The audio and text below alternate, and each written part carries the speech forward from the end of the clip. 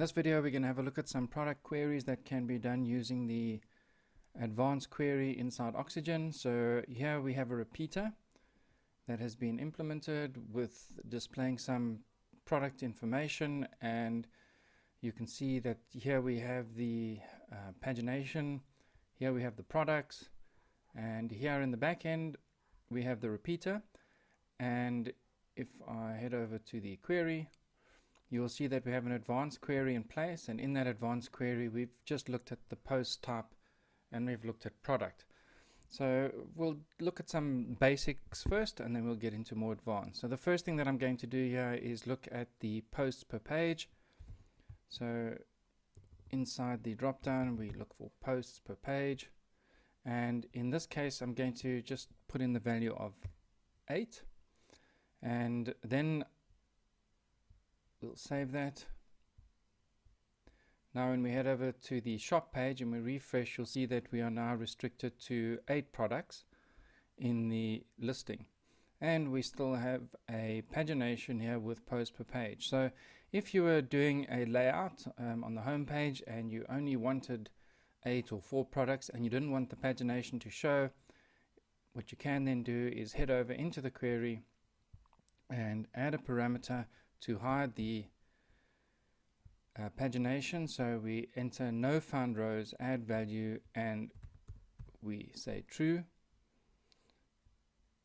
We'll save that, and when you refresh the page now you'll see that that pagination is no longer visible. So there you have it, the pagination is gone. So that's how you can set up the post per page and the pagination. So let's have a look now at the sort order for the products. And let's look at some basics. So we'll start off with the order by. So order by, and in this case the value that we'll add for order by will be title, and then we're just going to add the parameter order, and order looks at ascending or descending. So order, and we'll add the value, and in this case let's look at ascending. So we're going to start with the A's and head on through. So let's have a look. So we'll refresh that, and now you'll see that the first product is the A, B, and so it goes. And if we want to reverse the order, quite easily come in and change that to descending. Save, and when we look at the listing now, you'll see that the products now start in the reverse order. So that's one way to search, and that is by, say, title. Another way to do it would be by date. So this would be from the date the products are added. So we'll save that, and once again there's no date visible, but this is now being sorted by date. So this is the most recent added first, and that's correct. The vouchers were added last, heading towards the first product, and quite easy then to reverse the order with date by updating this to ascending. And now we'll see that the products are in reverse order, so the products that are first now probably won't be visible because now we're looking at it in reverse order. So that's how you can then adjust the order by date. Another basic query that you can use is random. So RAND, and in that case we don't need the order serves no purpose. So we'll take out that, and now we can save, and every time the page is refreshed we're going to see a different set of products. So there you'll see that each time I refresh the page, the random sequence changes and we have different products loading. So that's how we can look at some of the basic ones. But one of the things that we might want to do is to sort by price. Sort by price, we need to change the order by from rand, in this case, to meta value underscore number. So that's the meta value number. And what we also need to do now is add the key. So we'll add the meta key, and the meta key for price is underscore price, And then the other options that work the same would then be the order. So now we can add the order parameter again, and we can have a look at the ascending or descending. So order, and what we're going to do now is add the value for ascending, and we'll close and save. And then what we're going to do is refresh, and now you'll see that the products are ordered in ascending order, so from the $2 all the way up. And if we wanted to reverse that order, we can come into the query, head down, change the ascending to descending. So we'll just do that. We're going to change the ascending sequence here to descending, close, we'll save, and then what we're going to do is refresh, and then you'll see that we can have a look at those prices going from the most expensive to the least expensive product. If you wanted to show the products less than a certain amount or greater than a certain amount, we'll head over into the query, and now we're going to change the query. So what we're going to do is we're going to get rid of the meta key, and we're going to get rid of the meta value number. And now what we're going to do is we're going to add a parameter, and this parameter is a meta query. So meta query, and when we add a meta query, there are two values that we look at. The one that we're going to look at is the relation. So how does it relate to the rest of the query? In this case, it can be an and or an or. And the second is to look at the array, and the array is what makes up the argument for the query. So we'll be querying by the key, and the key in this case is going to be underscore price. And now we can enter the value for the key. So in this case, maybe we want everything less than $20. And then we have the compare, which is basically indicating what to do and how to compare to that value. So let's go with smaller than or equal to the $20, and we'll save that. We'll head over to the product listing, and now you'll see that only the items less than $20 are displayed. Some will have maybe 18 to 45 because one of the variations is less than 20. So here we have anything that's less than 20, and the converse is also true. If I wanted to only show products that are greater than a certain value, then I would change that to greater than or equal to, save, head back, enter, and now you'll see that anything greater than $20 is displayed in the listing, nothing less than 20, greater than or equal to 20. So that's how you can do the products either less than or greater than a certain value. If you wanted to box the products between two values, then what you would do is you would add a second value. So in this case, let's add 40, and now you would change your compare to between. So now anything between those two values will be shown, and we'll save that. We'll head over to the products now, and you'll see that only anything between $20 and $40 is displayed, and there are in fact only 4 items. And if you want to exclude any products that are out of stock from your results, then we also do that with a meta query. So we can do that here. We can say add value, and we're going to add the two values, and in this case we'll set the relation to and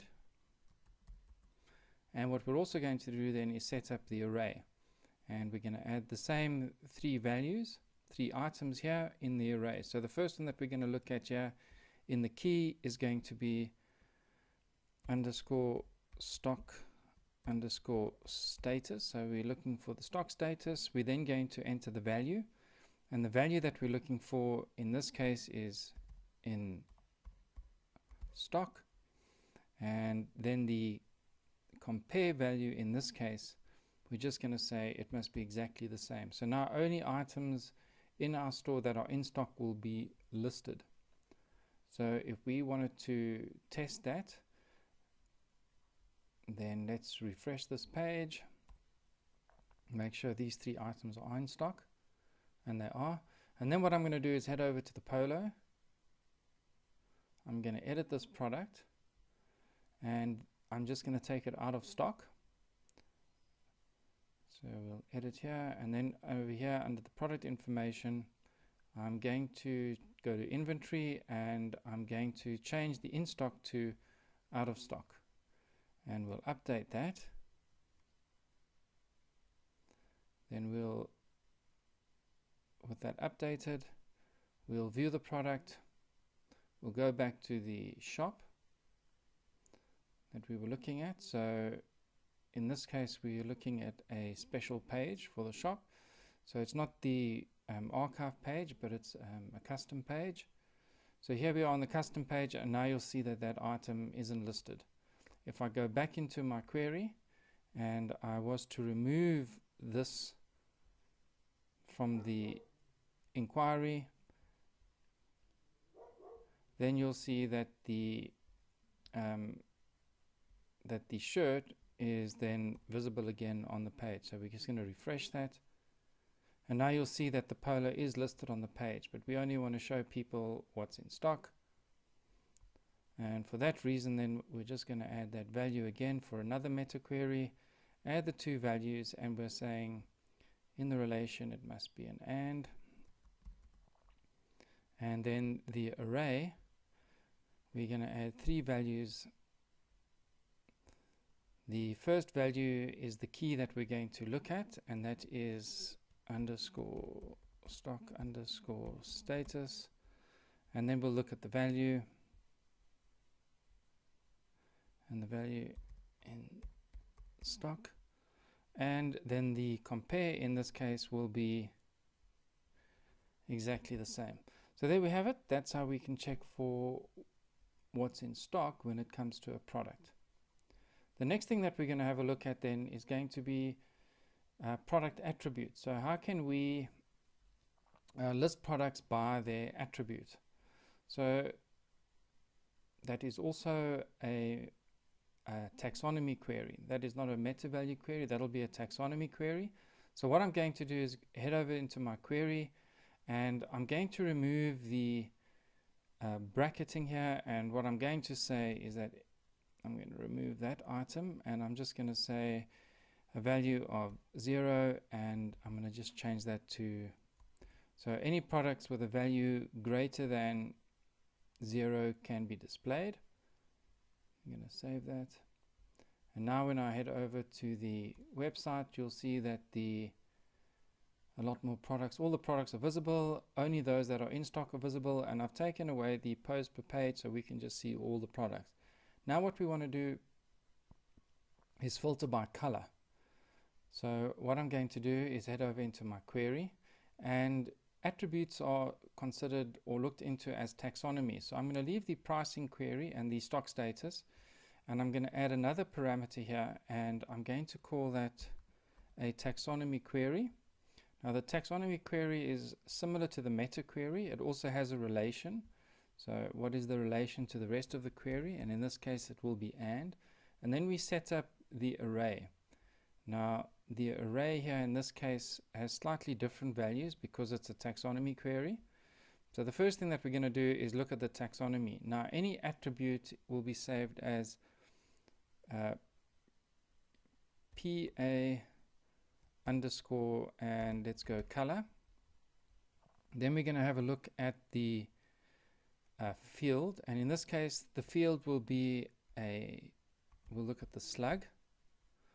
We're going to add another parameter, then the field, then we're going to look at the terms, and the terms in this case we're going to add the value of green,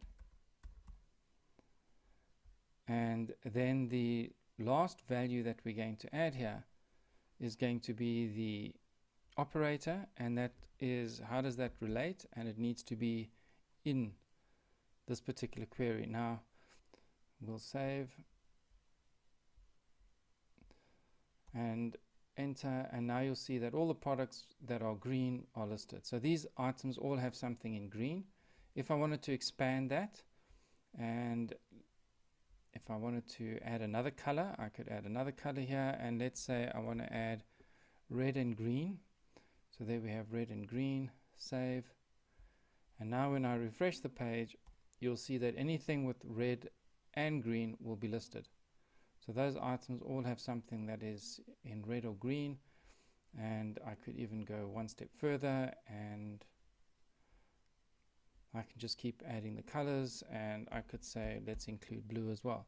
So that's the taxonomy query in relation to the color. So we'll just refresh that again. And let's say I also had a second taxonomy now, and the second taxonomy was size. So now we're going to add more to our taxonomy query, but now also look at the size. So we're going to add a value. We're going to add two values. Once again, we're going to have a look at the first one being the relation, and the relation again will be and. We could go either or, but we're going to go and then we're going to have the array, and in that array we're going to have the four values again. And the first one that we're going to have a look at then is the taxonomy, and the taxonomy in this case will be PA_size. The next thing that we're going to look at then is the field, and in this case we'll also say the slug. The next item we're going to look at then will be the terms, and the terms in this case will be, let's start with small, and the final item then will be the operator, and once again the operator will be in. So if the term is in the listing, then display the product. So we'll close that, save, and now you'll see that all the products displayed will be the products that have a color and also have the size small in their listing. So there's only one item that matches all the parameters. Let's have a look at adjusting that query again. And now what I'm going to do, I'm going to add another color here, and the color that I'm going to add will be yellow. And I'm also going to add another value here, and I'm going to add large. So we've added two parameters there, and let's have a look and see if we have any products that match those parameters. Enter. And now you'll see that the cap has appeared, and the cap is large with the color of yellow, and then we have the v-neck here, and the color and size match the query.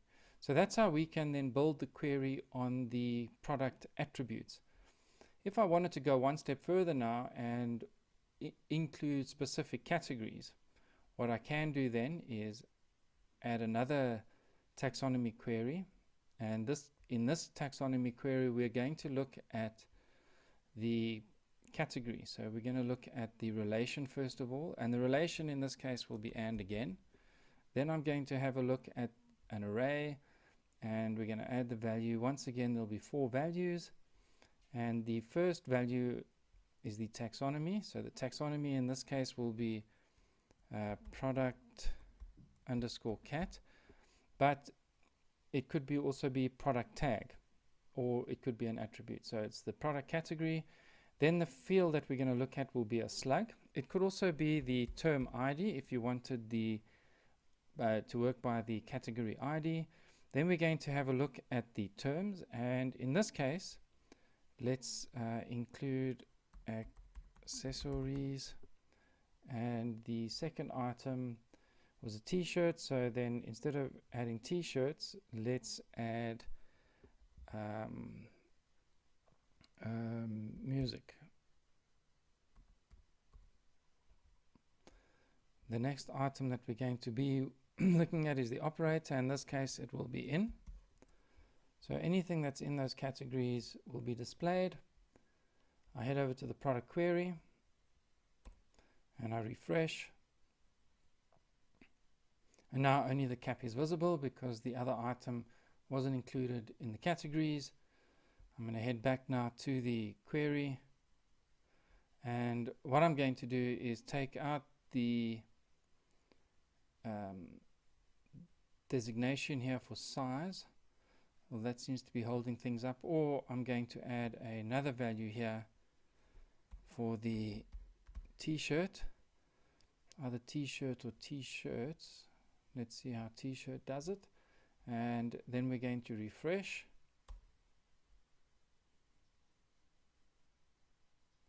Right, it wasn't t-shirt, it was t-shirt, so we'll edit that query again, and we'll just add the S. And now we're going to have a look at t-shirts included. There, the t-shirts are back. So that's how easy it is then to do the query looking at the taxonomies, and also we must remember that product attributes are also considered a taxonomy. So there we looked at the color, we looked at the size, and then here we looked at the standard categories to check that the items were in fact in one of those categories. If you wanted to look at everything that's not in one of those categories, then you could also create a query and go not in. So I don't want anything that's in that sort, nothing in that one, and I don't want anything in those colors. Right, so now we're going to reverse the query. So everything that we will, everything except what we were looking at here, and we'll enter, and now you'll see that we have a lot more products in our listing, and it's anything that doesn't conform with the values in the query. So there you can do an either or. So the nice thing here is that if I wanted to do a product listing and I didn't want any products from a specific category, then I could do that and say, don't show me, so we're not I don't want accessories, I don't want music, I don't want shirts, and then you'll see that we have that in our filter here. I could even go one step further then. So for example, I don't want this pennant, then I could add the value, simply add that decor, and now you'll see that the decor is no longer available in the shop or in this listing. So there you have it. So that's how we can either include items in or exclude items from our product listing. We've had a look at how we could filter by price. So here we have the pricing, and once again, if I was to change the meta query here, for example, the price, so anything greater than 0, I could also come in, say anything greater than 50. Would that apply? Yes, that would apply, and then that would then affect the listing in the shop again. Anything over $50 that meets all the other parameters will also be shown. So that just shows the one product. If I wanted to change that, I could also use the OR parameter. You'll see that our relation here has been and. Now if we were going to make it an OR, so what I could do is I could say then that show all the products that are of a price greater than 50, or the products that are in stock. So now we'll definitely get the products that are over 50, and we should get a whole lot more products showing the products that are in stock. So there we have over 50 or in stock that meet all the parameters in the query. So that would have excluded a lot of the items in the different categories, which is why we have such a small number of products in the listing here. So if I was to now change this and to an OR, then you'll see that we get a lot more products coming back into our product listing. So there we've used the OR, and of course then a whole lot more products are available back in the shop. So that's how you can use the and the OR parameter then with your query. So and means everything must be true, OR means any one of the items need to be true. Well, I hope you found that video interesting, looking at just some of the parameters available to your listing of products. This is great for listing on the front page, and in a future video we're going to have a look at doing the same thing, but instead of entering the items manually here in the filter, we're going to have a look at extracting data from custom fields filled in from a form on the website that will then determine what products get displayed. So I hope you enjoyed that, and thank you for watching.